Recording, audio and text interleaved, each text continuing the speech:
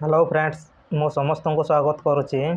आज आम ओडिया ग्रामर पूर्व एग्जाम गुड़िक आसीथिबा शुद्ध एवं अशुद्ध शब्दर क्वेश्चन एंड आंसर आलोचना करवा। चलतु डेरी नक आरंभ करवा। आजिर प्रथम क्वेश्चन शतविधि नियम अनुसार ठीक शब्द चिन्ह। यार सठिक आंसर हो आमर ऑप्शन ए। परवर्ती क्वेश्चन को जीवा शुद्ध शब्द दुईटी को बाछ। यार सठिक आंसर हो आमर ऑप्शन बी। परवर्ती क्वेश्चन को जीवा शुद्ध बनान थिबा शब्दटी बाछ। यार सठिक आंसर हो आमर ऑप्शन बी। परवर्ती क्वेश्चन को जीवा शुद्ध बनान थिबा शब्द दुईटी बाछ। यार सठिक आंसर हो आमर ऑप्शन ए। परवर्ती क्वेश्चन को जीवा शुद्ध रूपटी बाछ। यार सठिक आंसर हो आमर ऑप्शन बी। परवर्ती क्वेश्चन को जीवा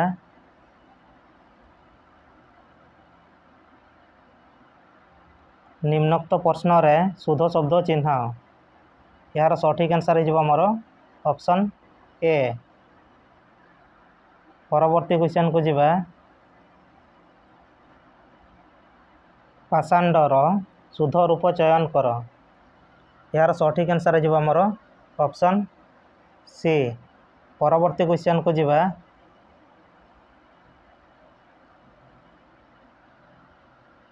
शुद्ध रूप चिन्हट कर। यार सठिक आंसर हो आमर ऑप्शन बी। परवर्ती क्वेश्चन को जीवा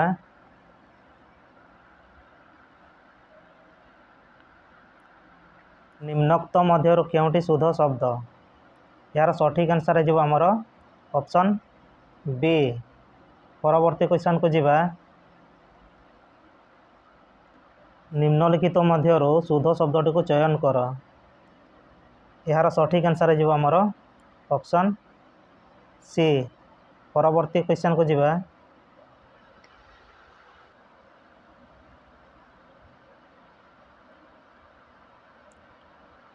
एथि मध्यरु क्यों शब्दटी अशुद्ध।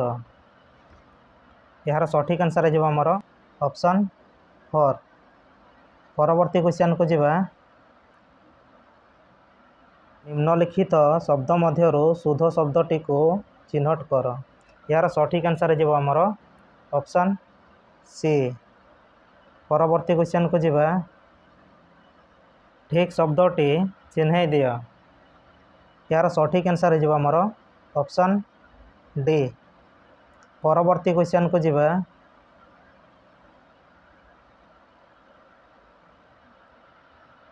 ठीक शब्द चिन्हट कर।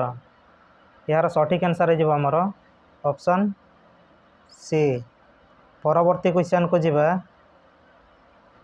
प्रदत्त शब्द मध्यरु क्यों शब्दटी ठीक चिन्ह दिया। यार सठिक आंसर हो आमर ऑप्शन ए। परवर्ती क्वेश्चन को जीवा प्रदत्त शब्द मध्यरु क्योंटी ठीक चिन्ह दिया। यार सठिक आंसर हो आमर ऑप्शन डी। परवर्ती क्वेश्चन को जीवा ठीक शब्दटी चिन्ह दिया। यार सठिक आंसर हो आमर ऑप्शन सी।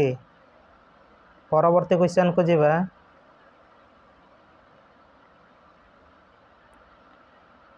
ठीक शब्दटी चिन्ह दिया। यार सठिक आंसर हो आमर ऑप्शन सी। परवर्ती क्वेश्चन को जीवा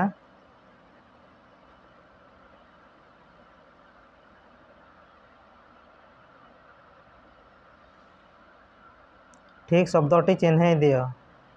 यार सठिक आंसर हो आमर ऑप्शन सी। परवर्ती क्वेश्चन को जीवा निम्न शब्द गुड़िकरू ठीक बनान शब्दटी बाछि लेख।